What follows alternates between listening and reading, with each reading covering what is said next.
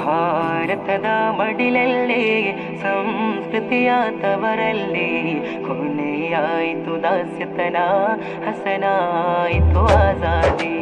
ಭಾರತದ ಮಡಿಲಲ್ಲಿ ಸಂಸ್ಕೃತಿಯ ತವರಲ್ಲಿ ಕೊನೆಯಾಯಿತು ದಾಸ್ಯತನ, ಹಸನಾಯಿತು ಆಜಾದಿ.